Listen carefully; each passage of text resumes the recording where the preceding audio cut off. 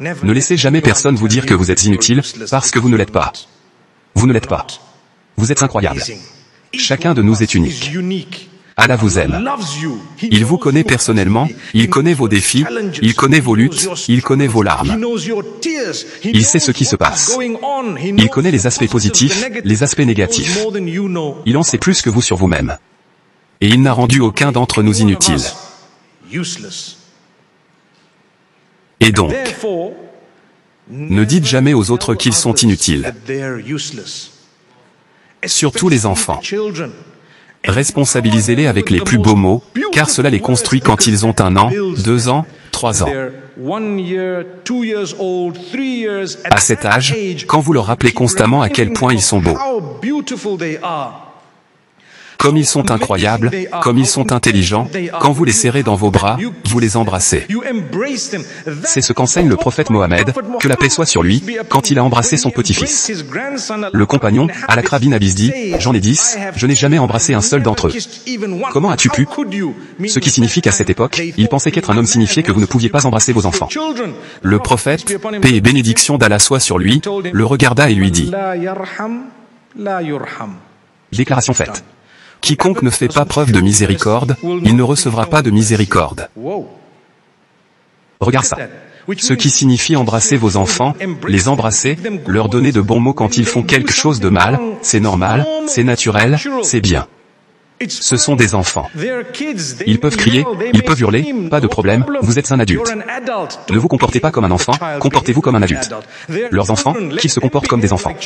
Ils peuvent casser des choses, ils peuvent dire des choses, ils peuvent parler à leur tour, ils peuvent, peu importe ce qu'ils peuvent faire d'énormes gaffes et erreurs.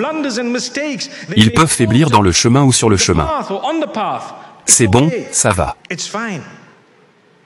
Nous les guiderons d'une belle manière.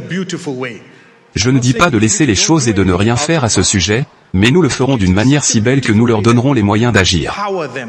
Et je termine par un exemple.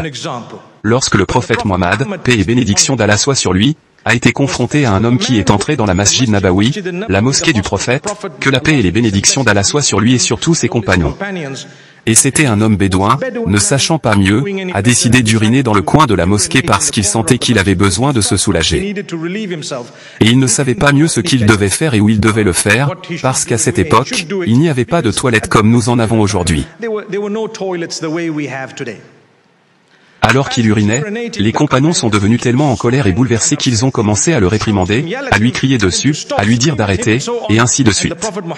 Et le prophète Mohammed, que la paix soit sur lui, les a regardés et leur a dit, ne le grondez pas de cette manière. Laissez-le finir ses affaires, quoi qu'il fasse. Asseyez-vous et réfléchissez un instant. Si cela devait se produire aujourd'hui, oubliez une mosquée ici dans cette salle. Que se passerait-il? Que se passerait-il? Je ne peux même pas imaginer parce que je ne pense pas que cela arriverait. Mais les enfants pourraient le faire. C'est bon. Quand cela s'est produit, le prophète Mohammed, que la paix soit sur lui, a dit à ses compagnons, allez chercher de l'eau. Alors ils ont pris un seau et ils sont allés chercher l'eau. Cela leur a pris un peu de temps. Et comme ils étaient partis, il regarda cet homme et il lui dit d'une manière si puissante. Il dit que c'est un méfait. C'est la maison d'Allah. C'est pour le Coran, c'est pour la prière, c'est pour le souvenir d'Allah. C'est pour le culte, ce n'est pas pour uriner. Et cet homme a immédiatement pensé au contraste entre ceux qui étaient sur le point de l'étouffer quelques instants auparavant, et cet homme, qui est le prophète lui-même, me disant avec tant d'amour, « Et, ne fais pas ça mon ami. » Ce n'est pas censé l'être. Il dit, voilà. C'est la déclaration en arabe, non? Cet homme bédouin dit,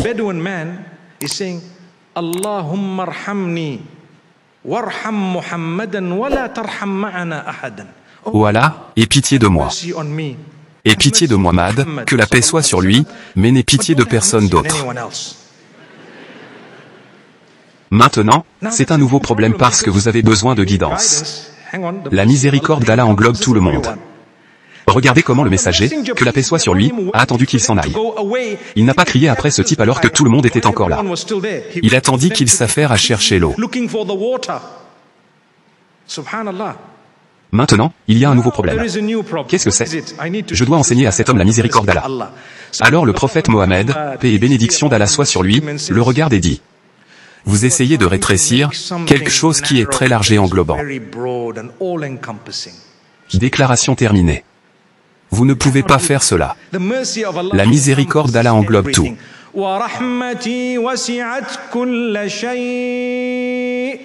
Allah dit, ma miséricorde englobe absolument tout.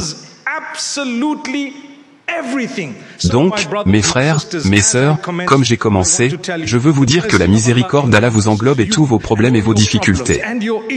Alors continuez et comprenez, vous êtes bien dans la miséricorde d'Allah. Vous devez le chercher, vous devez le chercher, vous devez le sentir, vous devez le comprendre, et vous devez continuer. Ne laissez rien vous distraire de votre chemin. Et si Dieu le veut, nous allons tous dans une belle direction. Avancez à votre rythme aussi longtemps que vous avancez. Avancez à votre rythme, pas au rythme de quelqu'un d'autre, tant que vous avancez dans la bonne direction.